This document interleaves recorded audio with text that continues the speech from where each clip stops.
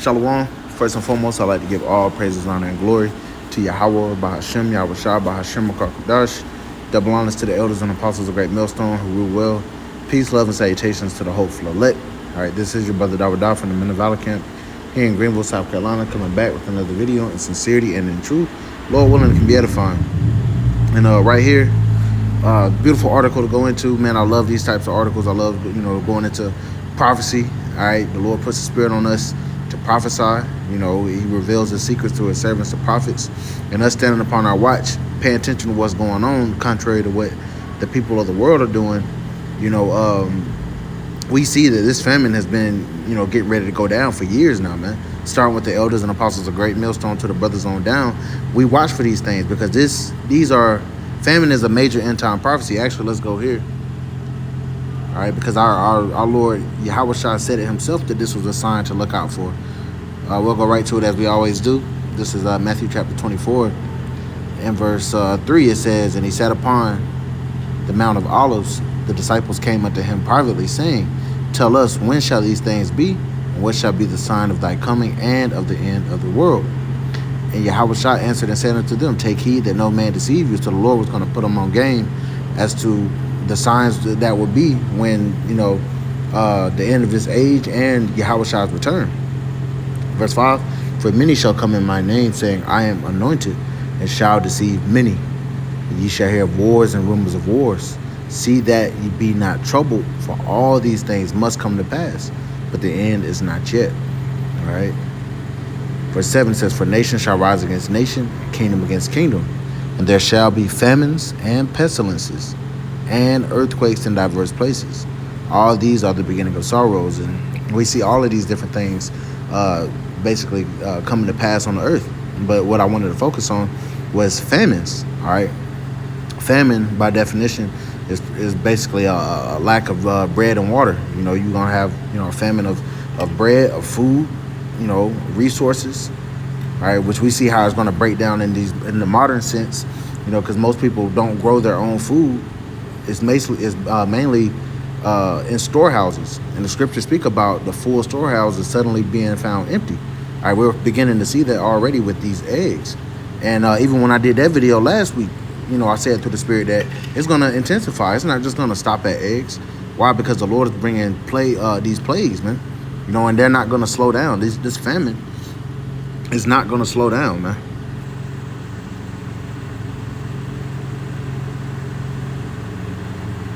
Let's get this. Lamentations chapter 4 and verse 9. "They that be slain with the sword are better than they that be slain with hunger." Okay, if there's a famine and you can't eat, okay, you die a slow death, man. It's better to get, slain by the sword. The modern day sword is the gun, because, hey, you go straight to the spirit world. But famine is long and drawn out. You can go damn near a month without eating. And it's going to get so bad out here that people, are going to resort to cannibalism. That's in the scriptures. And the scriptures speak about this time being like a time none other that was upon the face of the earth, recorded or not recorded, man.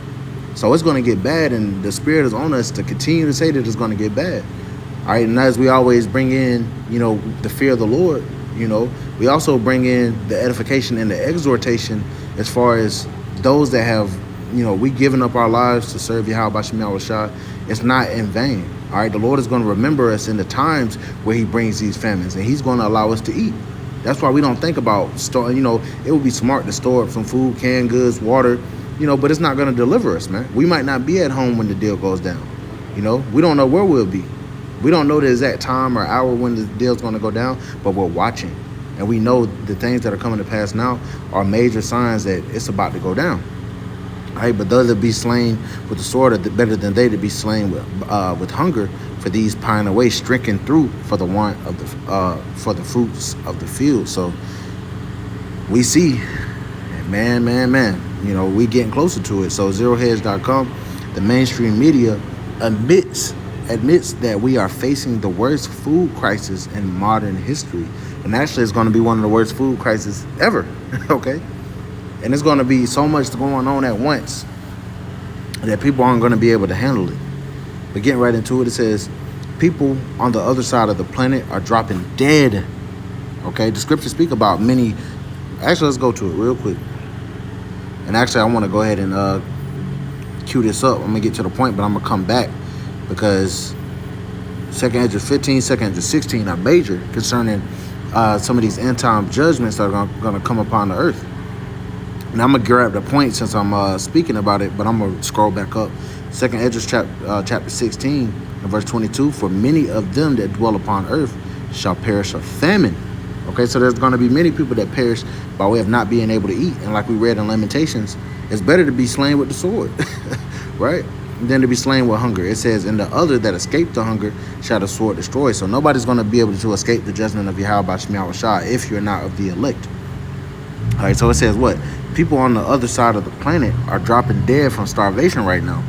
But most people don't even realize that this is happening, right? Because they're just like in the times of Lot, just like in the times of Noah, people aren't spiritually discerned. You know, they're going on in their life thinking that, you know, food is always just going to replenish itself.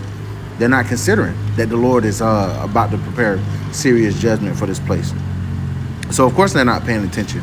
And these Americans are so stupid, they don't care about anything that's not going on in America, especially the trials, man. All right, it says, unfortunately, most people just assume that everything is fine and dandy. If you are one of those people that believe that everything is just wonderful, I would encourage you to pay close attention to the details that I am about to share with you.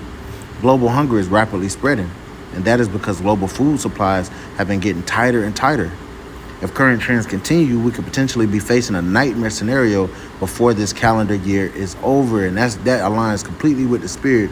You know, as the spirit was on Elder Apostle Tahar to deem this year, 2023, the hopeful year that all things come to pass. You know, all the prophecies be fulfilled, and one of those prophecies to be fulfilled is major food famines, man. It says Pakistan is not one of the poorest nations in the world, but the lack of affordable food is starting to cause panic inside that country. The following comes from Time magazine. Last Saturday in Mirpur Khas, a city in Pakistan's Sindh province, hundreds of people lined up for hours outside a park to buy subsidized wheat flour offered for 65 rupees a kilogram instead of the current inflated rate of 140 to 160 rupees. When a few trucks arrived, the crowd surged forward, leaving several injured. One man, I'm not going to name, I'm not even going to try to attempt that, says who was there to bring a 5 kilogram bag of flour home for his wife and children, was crushed and killed in the chaos. See, people aren't going to regard each other. They're not going to be brotherly. They're not going to be civilized in that day. They're going to think about their own, and a lot of people are going to die because of that, man. Like the scriptures say, because iniquity shall abound, the love of many shall wax cold, and that's just one example. All right, it's going to intensify when it comes to America, Babylon the Great, because this is the focal point of the Lord's judgment upon this place. It says we are seeing similar things happen all over the planet. Just because you still may have enough food to eat doesn't mean that everybody else is okay. In fact, things have already gotten so bad that even CNN is admitting that we are facing the worst food crisis in modern history. Yet the world is still in the grips of the worst food crisis in modern history as Russia's war in Ukraine shakes global agricultural systems already grappling with the effects of extreme weather and the pandemic. Market conditions may be improved in recent months, but experts do not expect imminent relief. That means more pain for vulnerable communities, meaning you Jakes, you tribes, because we're the ones that are under the curses. It says already struggling with hunger. It also boosts the risk of starvation and famine in countries such as Somalia, that's Ham, which is contending with what the United Nations describes as a catastrophic food emergency. Sadly, it isn't just Somalia where the food crisis has reached catastrophic proportions. According to Reuters, the entire continent is now dealing with the worst food crisis that Africa has ever seen. And I'm going to stop it right there. But the point is, all right, CNN is even coming out saying this, man. So it's getting pushed to the mainstream media. It's not a conspiracy theory, all right? It's about to be a damn fact. All right, when you go to your grocery stores and you see that there's rations on food, or it gets so bad that the government actually takes over, the military via martial law takes over these different Walmarts and all your grocery stores, And guess what? When they implement that MOTB, you're not going to be able to get food without bowing down to that system, which is going to cause a lot of people to fold. That's part of that hour temptation that the Lord said he was going to bring upon the world, you know. But the elect won't take it. The elect will be preserved. All right, the Lord said, you know, that his servant shall eat, his servant shall drink. We know these scriptures. We read them often as encouragement to us, man, because it's about to get real grim out here. People's lives are about to drastically change, man, and we see it coming soon. So jumping back, I'm actually scroll up, and we'll read the fullness of this. This is 2nd Esdras chapter 16 and verse 17. Woe is me, woe is me. Who would deliver me in those days, right? It's going to get so bad out here, man. Verse 18, the beginning of sorrows and great mournings, the beginning of famine, right? That show you in the Bible is prophetic, man. All right, these words are faithful and true. It says beginning of famine and great death, because there's many people that's going to die of starvation. The beginning of wars, and the power shall stand in fear. The beginning of evils, meaning bad times. What shall I do when these evils shall come? Verse 19, it's going to harp on it again. Behold, famine and plague, tribulation and anguish are sent as scourges for amendment, right? They're being sent so that, especially Jake, can acknowledge their ways, man. But they're not. Verse 20, but for all these things they shall not turn from their wickedness, nor be always mindful of the scourges. Verse 21, behold, victuals shall be so good cheap upon earth, that they shall think themselves to be in good case. And even then shall evils grow upon earth, sword, famine, there it is again, right? And great confusion. And these are future prophecies, which we're getting closer to every day. Now, verse 22, as I already read, for many of them that dwell upon the earth shall perish of famine, and the other that escape the hunger shall the sword destroy. And the dead shall be cast out as dung, and there will be no man to comfort them, right? There won't be any comfort. That's why you're gonna wonder, why is this happening? All right, you're going to seek the wisdom of the prophets, which was bestowed unto them by Yahweh Bashim Yahushua. But in that day, it won't be a time for talking, because guess what's also coming? The famine of hearing the words of Yahweh Bashim Yahushua. The Lord is going to withdraw us from the streets, man.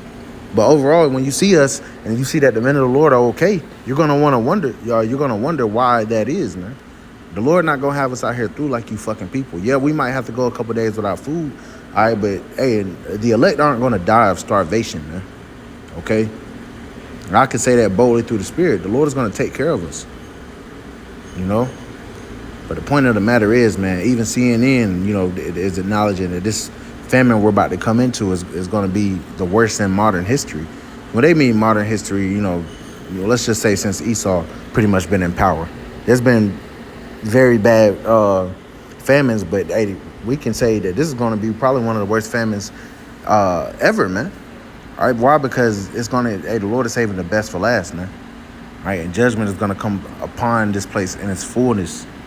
All right, because, hey, Yahweh Bashim Yahushua is tired of this shit. So, Lord willing, this is edifying. I like to give all praises, honor, and glory to Yahweh, Bahashem, Yahushua, Bahashem, Kakadash. Next, double honors to the elders and apostles of Great Millstone, who rule well, and peace, love, and salutations to the hopeful elect. Till next time, Shalom.